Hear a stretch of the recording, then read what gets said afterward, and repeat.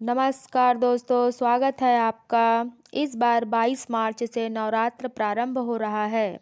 हमारे पौराणिक कथाओं के अनुसार महिषासुर नामक राक्षस ने भगवान शिव की आराधना करके अद्वितीय शक्तियां प्राप्त कर ली थी और तीनों देव अर्थात ब्रह्मा, विष्णु, महेश भी उसे हराने में असमर्थ थे।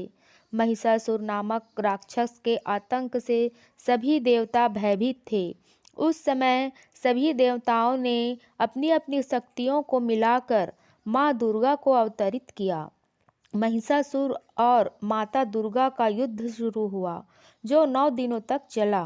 फिर 10वें दिन माँ दुर्गा ने महिषासुर का वध कर दिया। इन 9 दिनों में देवताओं ने रोज देवी की पूजा आराधना कर उन्हें बल प्रदान किया। तभी से नवरात्रि का पर्व मनाया जाता है। दोस्तों, हिंदू धर्म को मानने वाले नवरात्रि में पूरे विधि विधान के साथ माँ देवी की पूजा अर्चना करते हैं। शास्त्रों के अनुसार नवरात्रि में ही माँ दुर्गा धरती पर निवास करती है।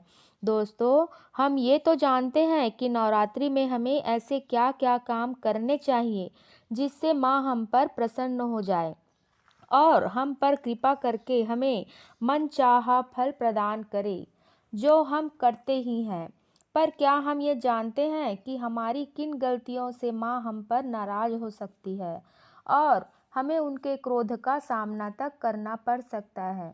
तो आज हम आपको अपने इस वीडियो में बड़े आसान शब्दों में बताने जा रहे हैं कि नवरात्र में हमें क्या बिल्कुल भी नहीं करना चाहिए। तो वीडियो के अंत तक ज़रूर बने रहें और जाने कि कहीं आपसे भी पहले यह गलती तो नहीं हुई जिसके कारण माता की कृपा से आप अभी तक वंचित हैं। तो सबसे ज़रूरी और महत्वपूर्ण बात यह है कि माता कभी आपको पूजा पाठ के लिए मजबूर नहीं करती, किंतु यदि आप कर ही रहे हैं तो अपनी संपूर्ण श्रद्धा, भक्ति और विश्वास के साथ करें। माँ की आराधना करते समय मन में किसी भी प्रकार की आशंका या दुर्भावना ना रखें, क्योंकि जिस मन में शंका और दुर्भावना रहती है वो मन शांत नहीं रहता और अशांत मन से माता की पाठ नहीं करनी चाहिए। और दूसरी महत्वपूर्ण बात, नवरात्रि के पावन पर्व में सात्विकता का विशेष ध्यान रखें, क्योंकि आहार, विचार और व्यवहार में आपके सात्विकता का होना बहुत ही जरूरी है। इसके अलावा प्याज, मांस, मछली, मदिरा पान बिल्कुल भी नहीं करना चाहिए। नवरात्रि के 9 दिन पूर्व सात्विक आहार ही करना चाहिए, तभी नवरात्रि का पूरा लाभ आपको प्राप्त होगा। और तीसरी बात, नवरात्रि में किसी भी अपशब्द का प्रयोग यानी झूठ, गाली गलौज, चुगली, बुराई इत्यादि बुरे शब्दों को अपने मुख में ना लाए। जिस मुख से हम माता की पूजा, आराधना, प्रार्थना, स्तुति करते हैं, उस मुख से निकलने वाले शब्द भी प्रिय होने चाहिए। और चौथी बात, किसी भी ज़रूरतमंद और कन्या को अपने द्वार से खाली हाथ ना जाने दे, क्योंकि ज़रूरतमंद की मदद करने पर माँ की कृपा आपको अवश्य प्राप्त होगी। और कन्या तो माता का ही रूप होती है। नवरात्र में माता कन्या के रूप में ही विचरण करती है। यदि किसी कन्या को हम खाली हाथ भेज देते हैं तो समझो हमने माता को ही खाली हाथ भेज दिया।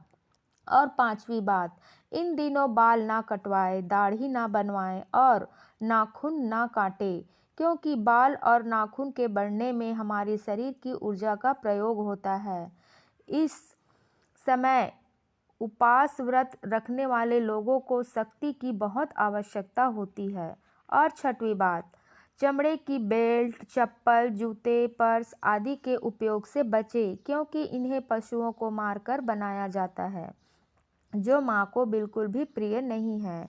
और सातवीं बात, यदि आपने घर में कलश स्थापना की है या माता की चौकी या अखंड ज्योति लगा रखी है तो घर को कभी भी अकेला छोड़कर ना जाए।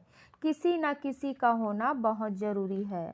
आठवीं बात, यदि आप नवरात्रि की पूजा पाठ करते हैं और आपको दिन में सोने की आदत है तो नवरात्रि में अपनी आदत बदल डालो, क्योंकि नवरात्रि में दिन में सोने में मनाही है। और 9वीं बात, नवरात्रि में काम वासना से दूर रहना चाहिए। इन दिनों पूर्ण ब्रह्मचर्य व्रत का पालन करना चाहिए। माँ की पूजा अर्चना साफ मन से करने से ही माता प्रसन्न होती है। तो दोस्तों, वीडियो में बने रहने के लिए धन्यवाद।